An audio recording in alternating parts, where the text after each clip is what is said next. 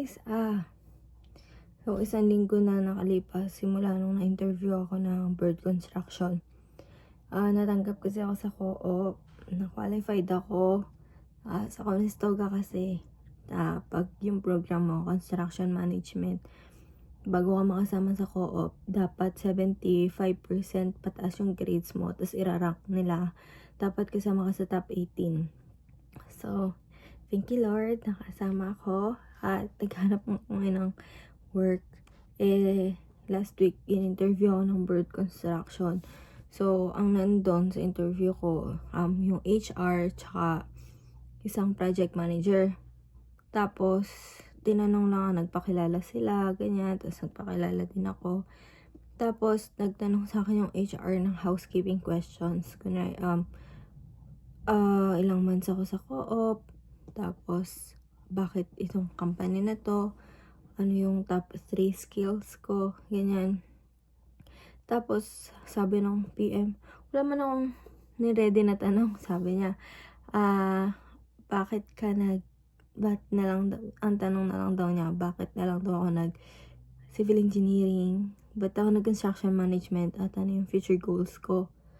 Tapos, yun, sumasagot naman sila na parang, kada sagot ko, parang nag-agree naman sila, ganyan-ganyan. Tapos, siya din daw, yung project manager din daw, parang na-inspire din siya sa daddy niya na ganyan-ganyan. So, parang sobrang casual lang ng interview. Hindi siya yung nakaka-pressure, hindi siya nakakatakot, parang masaya lang. Sobrang casual lang, walang kahit ano na pressure akong naramdaman. Tapos, tinanong nila ako, sabi, kung may question daw ako, sabi ko, meron akong tanong. Sabi ko, kasi yung project, Transit Hub sa Toronto.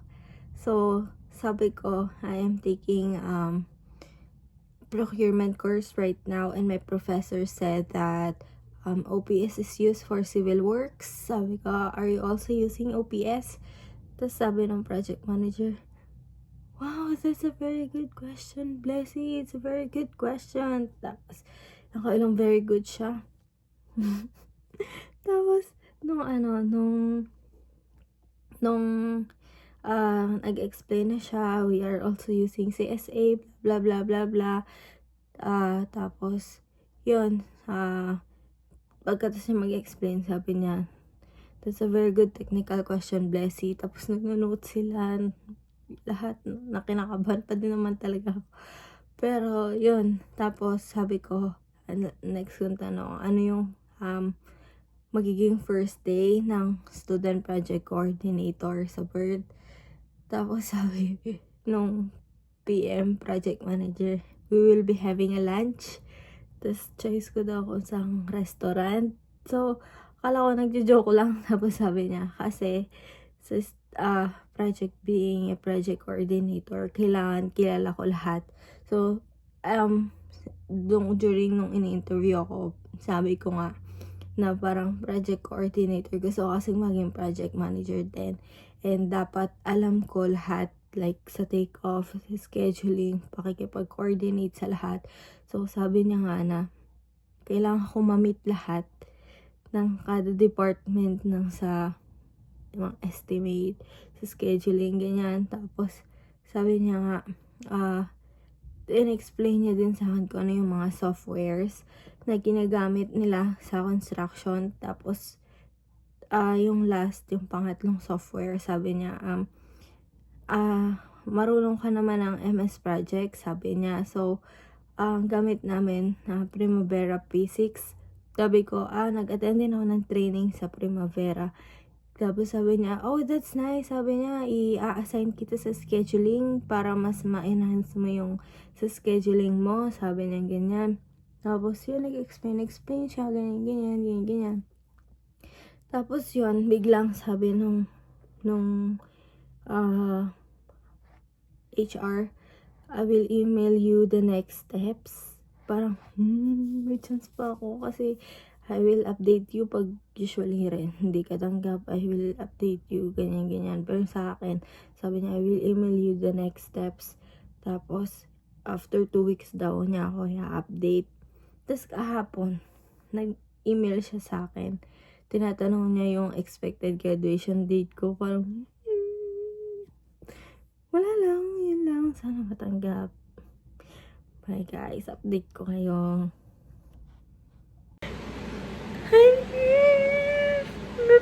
Natanggap ako sa bird. Wala lang. So, hi guys! Yun, nga, natanggap ako sa bird construction.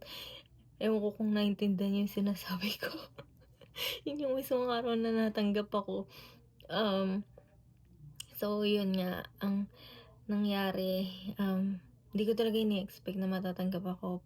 Although may signs na, pero syempre ayoko pa rin talaga mag-expect. Masasaktan lang naman ako. So, story time. Nag-apply ako sa kanila nung August. Tapos, di ko napansin, pang September pala yung term ng co-op. So, nag-reply sa akin yung HR for interview. Tapos, doon ko lang napansin na pang September. So, nireplyan ko siya na, January pa yung work term ko, ganyan-ganyan. Tapos, sabi nung HR, mag-upload kami ng job posting in the next few weeks. Sabi niya, i-update mo kapag nag-apply ka ulit. So, nung September 9, nag-upload sila. Tapos 5 hours ago nakita ko naka-upload. So in-applyan ko kagad.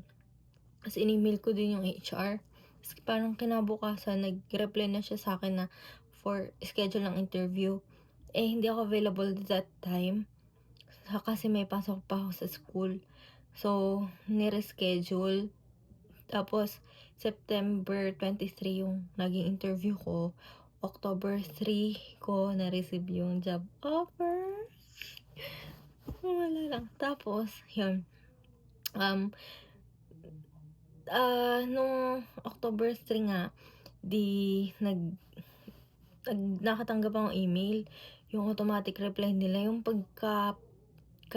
papasa mo ng resume, ng application mo, biglang will review, blah, blah, blah. Sabi ko, hindi mo ako nag-upload ng nagpapasa sa kanila, ba't ako naka-receive ng gantong email? Sabi ko, baka gumagalaw na yung application ko, ganyan-ganyan. Tapos, after ilang minutes, yun, natanggap ko na. And, sobrang ang galing ni Lord, dinala niya ako dun. Parang, na-applyan ko unintentionally yung job posting na pang September. Tapos, nagkaroon na ako ng connection dun sa HR. Parang, yun na yung naging way ko para matanggap dito. Sobrang, thank you Lord. Secure na yung job ko. Ang hirap, sabi nga nila mahirap daw makahanap ng work dito, especially pag winter.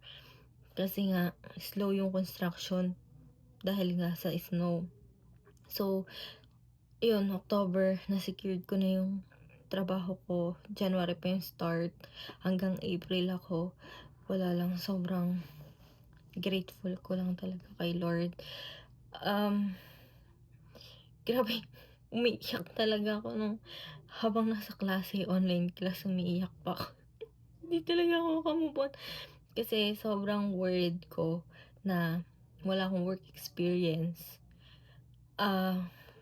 As in, yung internship ko lang, tapos wala, hindi ko talaga ina-expect. Sobrang, tapos yung mga kaklase ko, parang 10 years na sila nag-work, 3 years, 5 years, may mga work experience yung mga kasama ko sa co-op.